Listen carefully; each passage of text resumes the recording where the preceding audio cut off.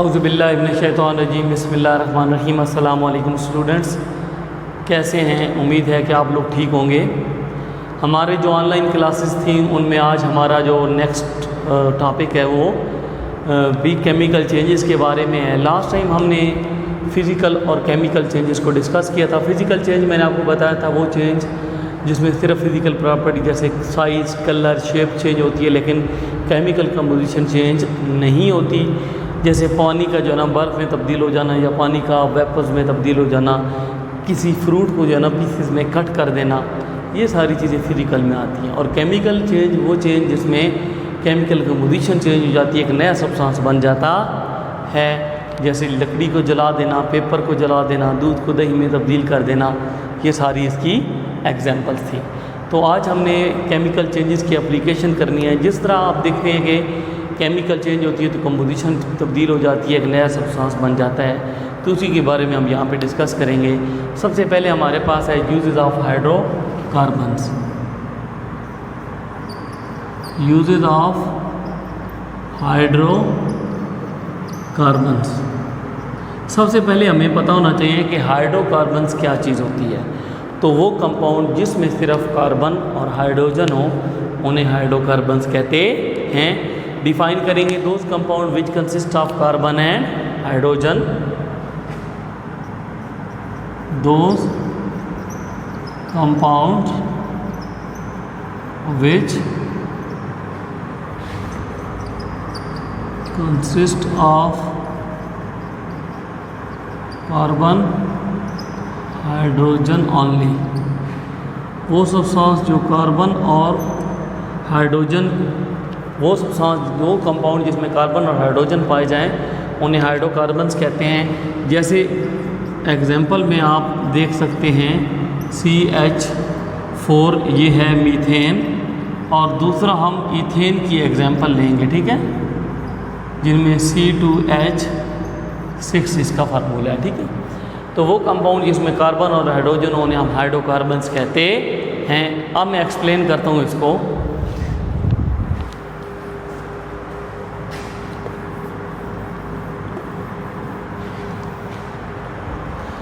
Student देखेंगे जो burning of fuel है, बर्निंग ऑफ फ्यूल वो भी एक केमिकल चेंज की एग्जांपल है। बर्निंग ऑफ फ्यूल भी क्या है? केमिकल चेंज की एक एग्जांपल है। फ्यूल को हम जलाते हैं किसके लिए? टू रन व्हीकल्स और फैक्ट्रीज। फैक्ट्रीज को चलाने के लिए, गाड़ियां चलाने के लिए हम फ्यूल यूज़ करते हैं। और ये फ्यूल किस सूरत में यूज़ किया जाता है? हाइड्रोकार्बन्स की सूरत में। इसकी सूरत में, हाइड्रोकार्बन्स की सूरत में ये फ्यूल यूज़ किया जाता है, ठीक है। अब ये जो हाइड्रोकार्बन्स हैं, मैंने आपको बताया कि ये कार्बन और हाइड्रोजन पर मुश्तमिल होते हैं। ये हमें कहाँ से मिलते हैं? जो क्रूड ऑयल होता है, ठीक है, वो ऑयल जो ज़मीन से निकाला जाता है, जिसमें अर्थ पार्टिकल्स, सॉलिड, गैस, लिक्विड, ये सारी चीज़ें शामिल होती हैं, ठीक है। तो क्रूड ऑयल होता है। तो ये हाइड्रोकार्बन्स हमें क्रूड ऑयल से मिलते हैं। अब जब हम इन हाइड्रोकार्बन्स को क्या करते हैं, जब ये बर्न यानी जलते हैं in the presence of oxygen, जब ये ऑक्सीजन की मौजूदगी में जलते हैं तो क्या होता है कि इनकी केमिकल कंपोजिशन तब्दील हो जाती, इनकी जो केमिकल कंपोजिशन है वो क्या हो जाती है? चेंज हो जाती है। और इसके नतीजे में क्या प्रोड्यूस होती है? हीट प्रोड्यूस होती है। उसको हम कुकिंग, हीटिंग के लिए यूज़ करते हैं। तो हाइड्रोकार्बन्स भी एक use of burning of fuel है, वो भी एक केमिकल चेंज की एग्जांपल है। फ्यूल को हम यूज़ करते हैं गाड़ियाँ चलाने के लिए, फैक्ट्रियाँ चलाने के लिए। जब ये हाइड्रोकार्बन की सूरत में जलते हैं, जब हाइड्रोकार्बन जो हमारे पास हैं, जो कार्बन हाइड्रोजन पर मुश्तमिल होते हैं, वो हमें क्रूड ऑयल से मिलते हैं। क्रूड ऑयल जिसमें सॉलिड, लिक्विड, गैस, अर्थ पार्टिकल्स, ये चीज़ें शामिल होती हैं। जब हम हाइड्रोकार्बन्स को ऑक्सीजन की मौजूदगी में जलाते हैं तो उनकी केमिकल कंपोजिशन तब्दील हो जाती है, और जब केमिकल कंपोजिशन तब्दील होती है तो हीट प्रोड्यूस होती है। उस हीट को हम कुकिंग के लिए, हीटिंग के लिए यूज़ करते हैं। एक दफ़ा इसको अच्छे तरीके से देख लें।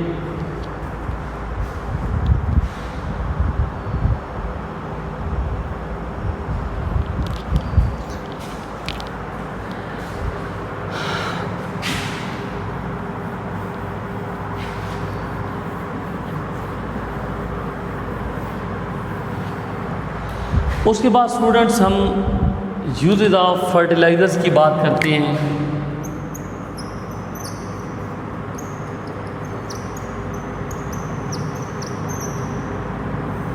फर्टिलाइज़र्स को कैसे यूज़ किया जाता है। अब देखें कि सबसे पहले आपको पता होना चाहिए फर्टिलाइज़र क्या है। Those substance which add minerals to the soil, वो सब्सटेंस जो सॉइल के अंदर मिनरल्स ऐड करते हैं, वो सब्सटेंस जो ज़मीन के अंदर मिनरल्स ऐड करते हैं, उन्हें हम क्या कहते हैं? Fertilizer. The substance which add mineral to the soil, वो सब्सटेंस जो सॉइल के अंदर मिनरल्स ऐड करते हैं। अब देखें कि जो रिपीटेड कल्टीवेशन है, बार बार फसल का उगाव है,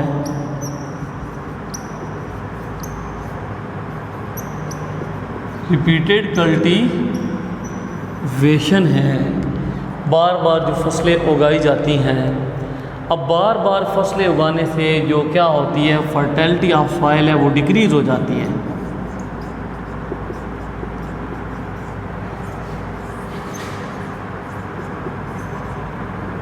फर्टिलिटी ऑफ सॉइल,